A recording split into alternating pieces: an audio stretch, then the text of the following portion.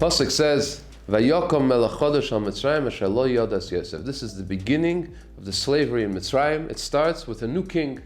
We know his famous words of Rashi. Rashi says, brings two opinions, Rav and Shmuel. One says that it was a new king, completely new king, and one says, no, he wasn't a new king, but he made believe that he changed all of his policies and he didn't know Yosef anymore. Why does it have to say he didn't know Yosef? Because if he knew Yosef, he would be obligated to value the help that Yosef gave, that he saved the entire Egypt from famine.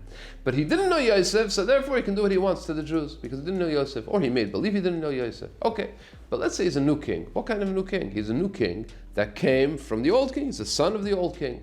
So what, he also didn't know Yosef? He forgot? That's easier to understand? He knows the history of Egypt. He's an Egyptian king. He knows that Yosef saved the entire Egyptian nation from famine. He owes it to the Jews, to the nation of Yosef, not to start enslaving the entire Jewish nation. What's going on?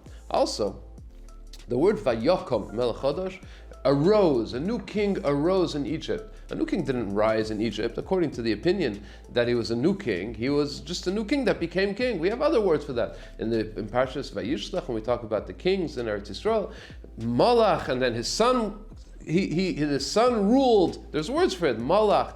Vayokom is a little more of an active term. Something happened, not a normal smooth transition of power happened. Vayokom, and all of a sudden a new king arose from unexpectedly, from somewhere outside of the normal realms of the transition of power. Says Rav Hirsch. Rav Hirsch explains that what happened over here was something this is Rav Hirsch's unique approach to what happened over here in this transition from the old Pareh to the new Pareh. Vayokom melech chodesh, says Rav Hirsch, it's clear to me that this was a foreign power, a foreign occupying power came and deposed the old ruler of Egypt, the old Pareh, and he became the new ruler of Pareh. He seized the power. Vayokom, he came and he seized the power. He had no sympathy and no feelings for Yosef at all. He didn't even know Yosef. He came as an occupying power of Mitzrayim. But now he has a problem. Vayomer al-Amrei, the next pasuk says, and he told his nation, you know who says Rav Hirsch? His own nation, his own people. He has to solve a problem. What kind of problem does he have? The Egyptians, huge nation, progressive nation, and maybe they don't want this new king to be their king, and maybe they're gonna rise up and throw him out and bring back the old ruler. So he has to solve this political problem that he has within himself.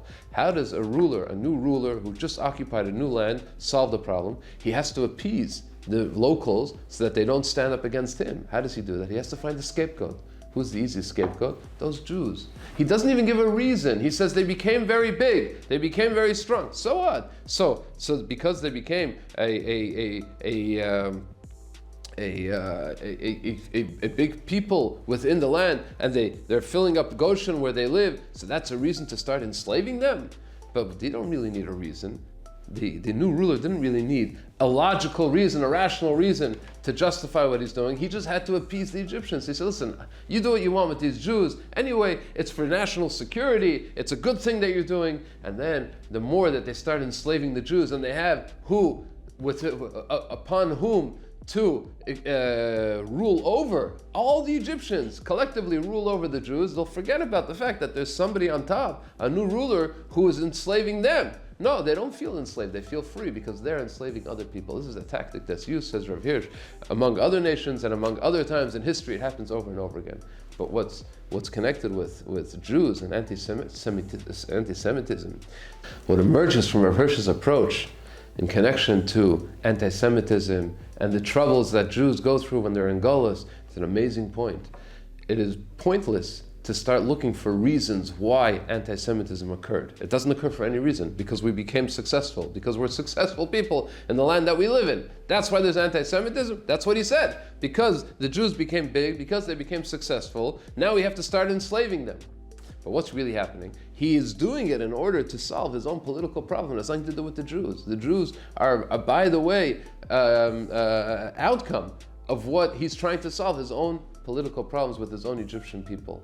And therefore, when it happens over and over again historically, of course, when we live in nations that welcome us and allow us freedom to be able to practice Yiddishkeit, to be able to practice Judaism, to learn Torah and do our mitzvahs like we're supposed to. Of course, we have to be only grateful to those nations and grateful to HaKadosh Baruch Hu that He gives us a malchus shel shalom and a place that we're able to live.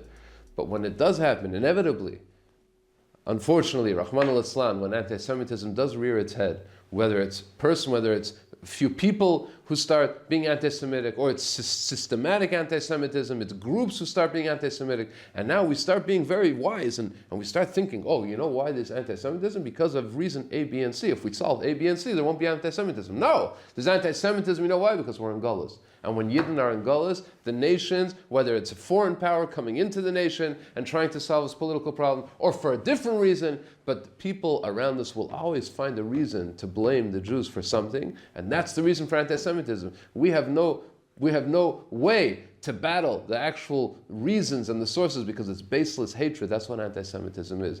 And when will it end? When the Gullahs ends. May it be, b'mehera, b'yameinu, amen. Good Shabbos. Please don't forget to subscribe. You'll get the video every week by subscribing. Put a like. Thank you very much. Good Shabbos.